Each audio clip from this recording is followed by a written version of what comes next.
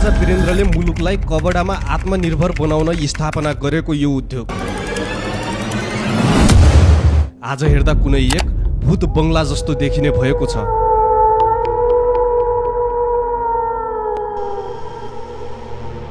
कुनै समय मेसिनको एकहोरो आवाज गुन्जिने उद्योग आज यस उद्योगका भवनभित्र प्रवेश गर्दा माकुराले लगाएको जालोले बाटो छेक्छन्।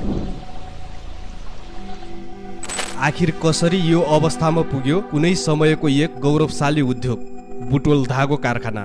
आजभन्दा केही दशक अगाडि फर्किएर हेर्ने हो भने नेपालमा केही यस्ता उद्योगहरू थिए जुन नेपाललाई आत्मनिर्भर बनाउने उद्देश्यका साथ सञ्चालनमा ल्याइएका थिए, जसले नेपालको अर्थतन्त्र धानेका थिए। वीरगञ्ज चिनी कारखाना, विराटनगर जुट मिल, भिरकुटी कागज कारखाना, गोरखकाली रबर उद्योग लगायतका त्यो समय स्थापना गरिएका तमाम उद्योग अहिले बन्द अवस्थामा छन्। बन्द मात्र होइन, यी उद्योगका भवनहरू खण्डहरमा परिणत भइसकेका छन्। मेसिनहरू कति त हराइसके भने कति काम नै नलाग्ने गरी बिग्रिएर थन्किएका छन्। ती उद्योग मध्ये एक थियो बुटोलको राजमार्ग चौराहाबाट 2.5 किलोमिटर पूर्वमा रहेको बुटोल धागो कारखाना, जसले मुलुकलाई कबडामा आत्मनिर्भर बनाउने सपना बोकेको थियो।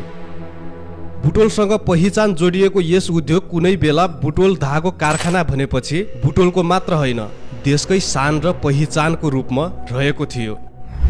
1.5 दशक अघिसम्म यस उद्योगमा सयौं मजदुरहरूले रोजगारी पाएका थिए।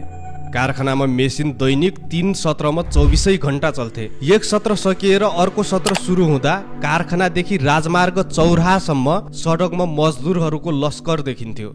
तर अहिले भने यस कारखानाको अवस्था अत्यन्तै दयनीय, कहाली लाग्दो र दुर्वस्था छ। ठुला मेसिनमा माकुराको जालो, फोहोर उस्तै, त्यसमाथि डरलाग्दो अँध्यारो। कुनै बेला कपास फिटेर धागो बनाउने मेसिनको एकहोरो आवाज गुन्जिने कारखानाका भवन अहिले भूत बंगला जस्तै डरलाग्दा बनेका छन्। कारखाना सुनसान छ। 2039 सालमा स्थापना भएको यस उद्योगले 2048 साल साउनबाट उत्पादन सुरु गर्न थालेको थियो। तत्कालीन राजा वीरेन्द्रको अवधारणा अनुसार मुलुकलाई आत्मनिर्भर बनाउन उक्त उद्योगको स्थापना गरिएको थियो। यो उद्योग 123 रोपनी जग्गामा फैलिएको छ। उक्त कारखानाको कुल सम्पत्ति नै 9 करोड बढी मूल्याङ्कन गरिएको छ। कारखानामा मेसिन, कच्चा पदार्थ र तयारी धागो भण्डारण, प्रशासनिक काम लगायतका लागि 6 वटा ठुला भवन बनाइएका थिए। केही भवनमा 56 वटा मेसिन जडान गरिएका थिए। यस कारखानाको दैनिक 10 टन धागो उत्पादन गर्ने क्षमता रहेको थियो। त्यो समय नेपालगञ्जको खजुरामा कपास उत्पादन गरेर बुटोलमा धागो बनाउने अनि हेटौडा स्थित हेटौडा कबडा उद्योगबाट कबडा उत्पादन गरी बजारमा पठाउने गरिन्थ्यो। यहाँ उत्पादित धागो हेटौडामा मात्रै नभएर भारतसम्म पुग्ने गरेको थियो। कम्पनी राम्रैसँग चलिरहेको थियो।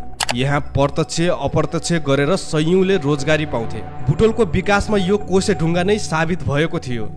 तर बिस्तारै राजनीतिक हस्तक्षेपले यस उद्योगलाई पनि गाँच्न पुग्यो।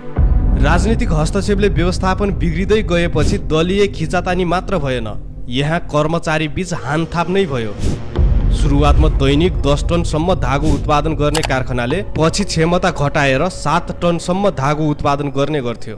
आखिर यो क्रमले बुटोल धागो अन्ततः 2064 साल फागुनमा चुडिन पुग्यो, अर्थात् यो कारखाना पूर्ण रूपमा बन्द हुन पुग्यो।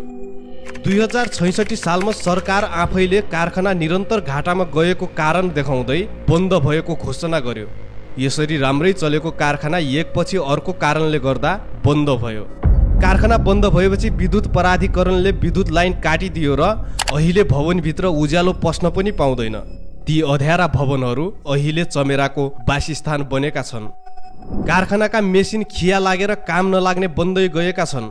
2067 साल यता हरेक उद्योग मन्त्री पटक पटक कारखानाको अवलोकन गर्न पुगे र सबैले छिट्टै सञ्चालनमा ल्याउने बाचा पनि गरे। तर कारखानाको स्वरूप बदलिने छाडकाड भने कहिल्यै देखिएन।